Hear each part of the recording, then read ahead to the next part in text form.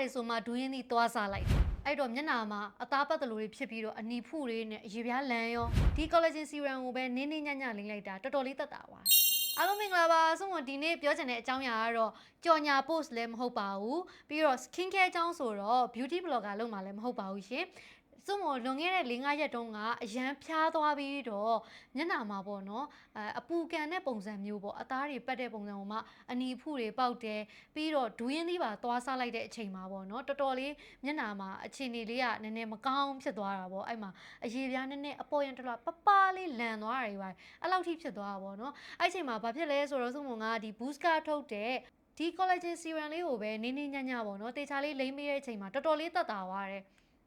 ဆိုအခုဒါဆိုလို့ရှိရင်ဆိုမျက်နှာကဘာမှမလိမ့်ထားဘူးရေချိုးပြီးမျက်နှာတစ်ပြီးရစားပေါ့နော်အခုသူ့ရဲ့ဒီ texture လေးကိုပြောပြမယ်သူကအဲ့လို serum ဆိုတော့အဲ့လိုကြည်ကြည်လေးပဲဟုတ်ဆိုလိမ့်ပြတဲ့ပုံစံတွေဘာတွေကပေါ့နော်နည်းနည်းလေးအဆင်မပြေခွင့်လို့ပါနော်ဆိုက beauty blogger မဟုတ်တဲ့ခါကျတော့လေဆိုလိမ့်တက်တယ်လို့ပဲလိမ့်လိုက်တာပေါ့အေးသွားပြီးတော့မျက်နှာလေးကတော်တော်လေးပေါ့ပေါ့ပပလေးနဲ့နေလို့ကောင်းတယ်ပြီးရင် तू ကအသားထဲကိုလေဒီလိုမျိုးအလွယ်တကူစိတ်ဝင်သွားပြီးတော့အသားရည်ကြည်ကြည်လေးတော့တကယ်ကိုဖြစ်တာပုံမှန်အချိန်မှာလဲနေရောညရောသုံးလို့ရအောင်နေကင်းဘက်တွေပါတွေဒါကိုလိမ့်ပြီးအပြင်သွားမယ်ဆိုလို့ရှိရင်ကြတော့ဒါ sunscreen တွေပါတွေလိမ့်သွားရင်တော့ပို့ပြီးတော့ကောင်းတာပေါ့နော်